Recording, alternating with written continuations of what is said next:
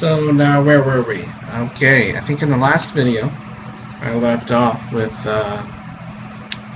me going to Tennessee. Before I go any further, there are some things about my time before that that I thought I would elaborate on that might help you understand parts of the story later on.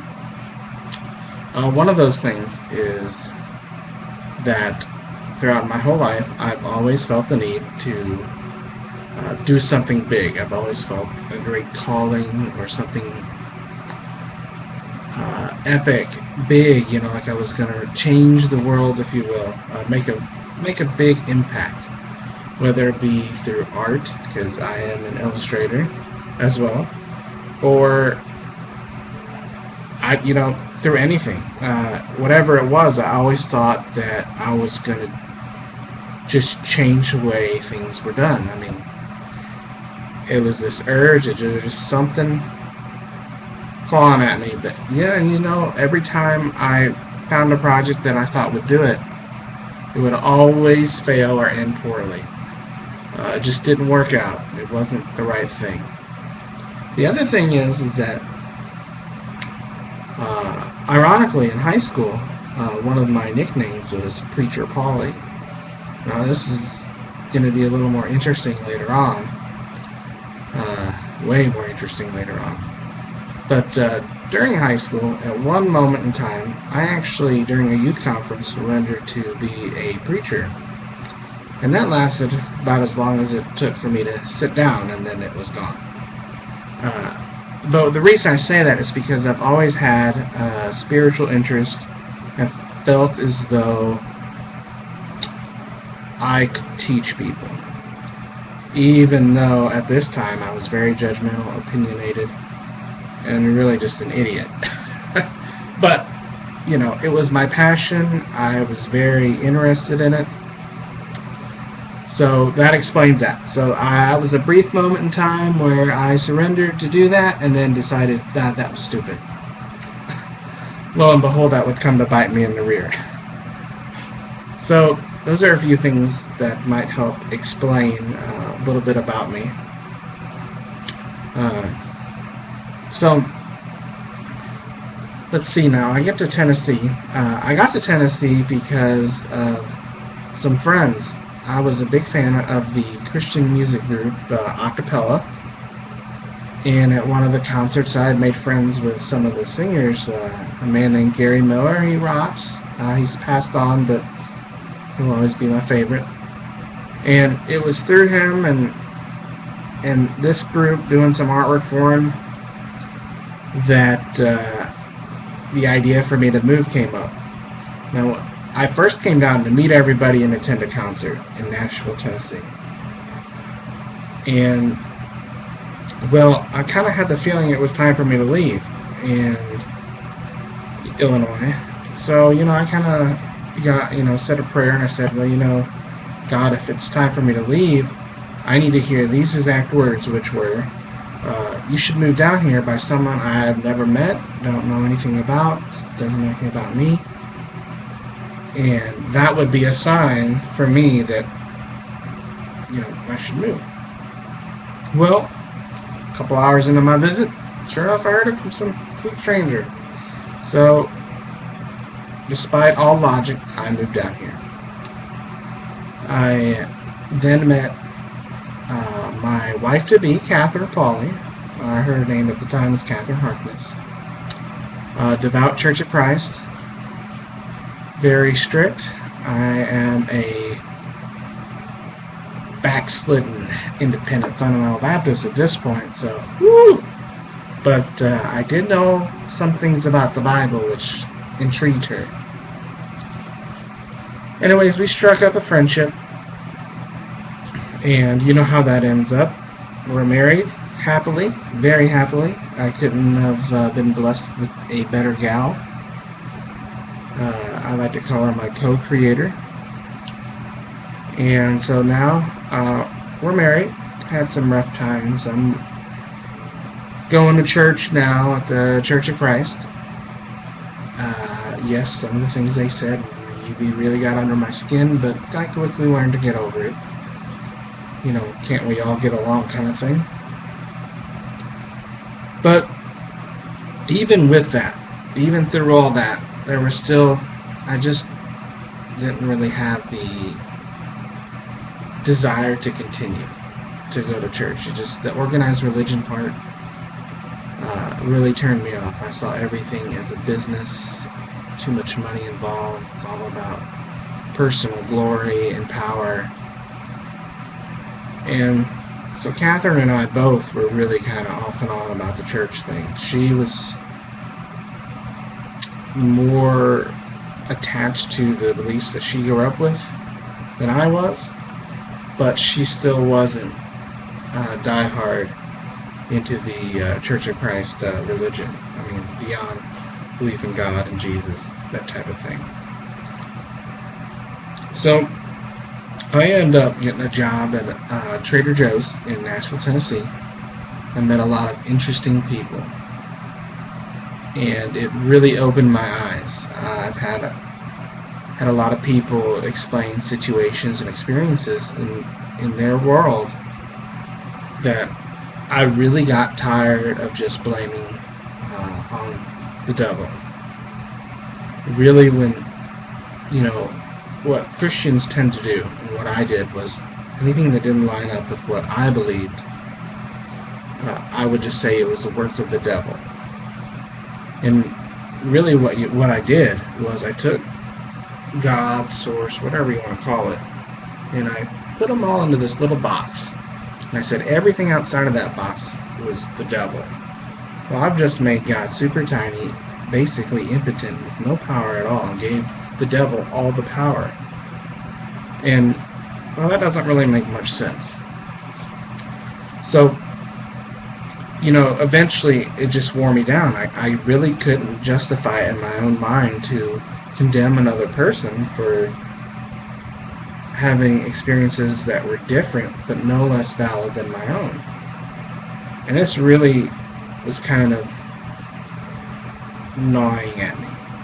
Just gnawing at me. And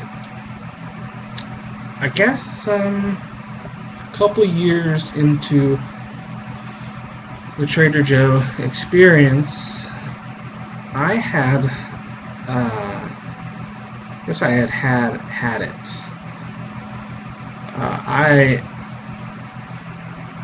I don't know exactly the process of leading up to it. I know that I think it was December 26th of 2010, on a cold night, that's when I woke up. And the process for me was I gave up everything. I threw away my belief in God. I threw away my belief in Jesus. I threw away everything that I was attached to. Got rid of it all and just said, you know what, I'm done. I need to start over. This is really hard to do. I'm very fortunate that I was able to do it. So I threw everything away. And the moment I did that, I kid you not, is when I got the Holy Spirit, if you will, if that's what you want to call it. Everything became simple. I became free. I had a rush of energy. For a month, I felt I was literally going to explode out of my body. I was so energized. Of course, at the same time, I had released a bunch of garbage. And that garbage released in the form of physical illness. So while I had tons of energy and I was bouncing around and was really excited about this new venture, I was still very sick. I was coughing up my lungs every 5 seconds, it seemed like. And I had to eat and eat and eat. I ate Reese's Pieces and Tombstone pizzas. That's it. And I ate tons of them. And I just felt like I couldn't get enough calories. And finally I went to see a coworker's wife or friend at the time to have some energy work done, like Reiki. I'm going to assume that's exactly what it was, but my eyes were closed, so I'm not sure. And to ground me, and it tempered me. But so this moment here, when I gave it all up, is a very interesting moment. That's when everything really started to change on a huge level. There's lots of things that have happened to me since then. Things like visions, dreams, astral projection, travel, psychics and channels, all telling me the same things. Tons of synchronicity. Really, there's not much outside of physically seeing like Jesus standing in front of me.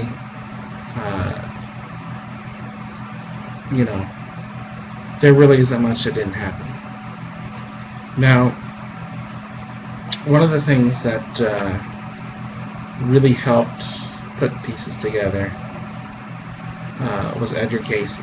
And the reason that is that before I gave everything up, I was working on this little graphic novel storyline idea.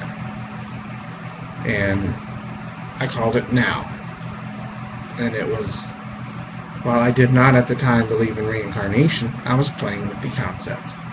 And my concept was that everything was happening all at the same time on a different frequency. It was like turning a channel, and this main character could unlock this ability to observe every lifetime at once and actively take part in a lifetime, or sit back and just let it happen. And the point was that each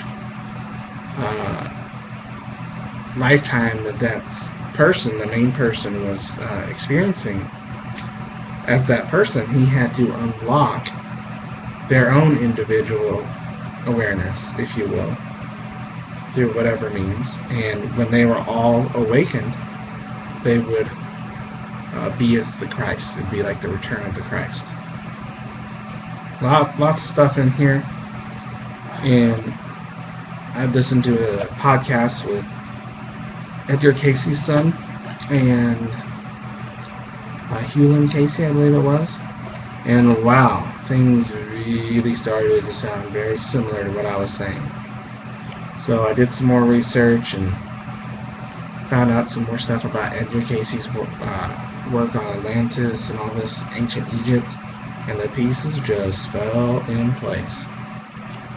And I knew that was the right path, but I mean, I didn't know just from feeling. I also began to have dreams at this point. Once I got the junk out, shortly after, when researching was alternative history, metaphysical subjects, which I did not know were metaphysical at the time. I'm just digesting everything I can. And I start having symbolic dreams that were quite interesting. And I believe that is where I will leave this video off tonight. The next one that I do, I will talk about my dreams, and we'll talk about some of my visions and the synchronicities and different things that I experienced in the probably first year alone after that period. And then we'll go from there and see what happens. I appreciate you for watching again, and I hope to see you again soon. Namaste.